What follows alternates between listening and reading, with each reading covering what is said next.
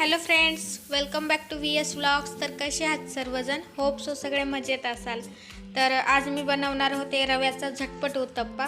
तर म्हटलं का नाही तुम्हालाही दाखवूयात. तर चला मग पाहूयात.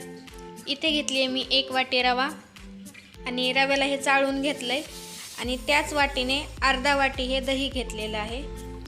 तर याला मिक्स करून घेते आहे आणि त्यानंतर सेम त्याच वाटीने अर्धा वाटी पाणी घालायचं, कारण आपल्याला रवा हा भिजत ठेवायचा आहे 10 मिनिटं. रवा भिजत आहे तोपर्यंत याला लागणाऱ्या भाज्या पाहूयात. तर इथे मी घेतलेला आहे 1 कांदा, 1 टोमॅटो, 3-4 हिरव्या मिरच्या आणि कढीपत्त्याची पाने. तर तुम्हाला हवं असेल तर याच्यामध्ये तुम्ही बीट, गाजर हे पण घालू शकता. आमच्या यांना आवडत नाही म्हणून मी ते स्किप केलेलं आहे. आत्ता यामध्ये मिक्स करते मी मसाले. तर मसाल्यामध्ये 1 चमचा लाल तिखट, 1 चमचा धने पावडर आणि 1 चमचा सुहाना मसाला हे मिक्स करते. आपल्या आवडीचे मसाले घेऊ शकता. आणि 10 मिनिटं झालेली आहेत आणि रव्याचं बॅटर आपलं तयार झालेलं आहे. तर यामध्ये आता राहिलं होतं मीठ घालायचं. तर चवीप्रमाणे मीठ घालून घेऊयात.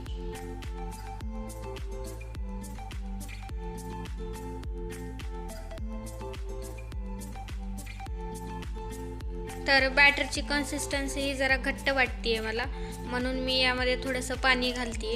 तर व्हिडिओत दाखवल्याप्रमाणे याची कन्सिस्टन्सी ठेवा तुम्ही. आणि सर्व तर रेडी आहे आणि भाज्यामध्ये आपलं राहिलं होतं मीठ घालायचं. मीठ हे आधी घातलं असतं तर याला पाणी सुटलं असतं, म्हणून याला डायरेक्ट करायच्या वेळेस मीठ घातलंय. इथे ठेवला आहे मी डोस्याचा पॅन गरम करण्यासाठी आणि त्याला लावून घेते थोडंसं तेल. तर यामध्ये आता आपण घालणार आहोत रव्याचं बॅटर आणि याला थोडंसं पसरवून घ्यायचं.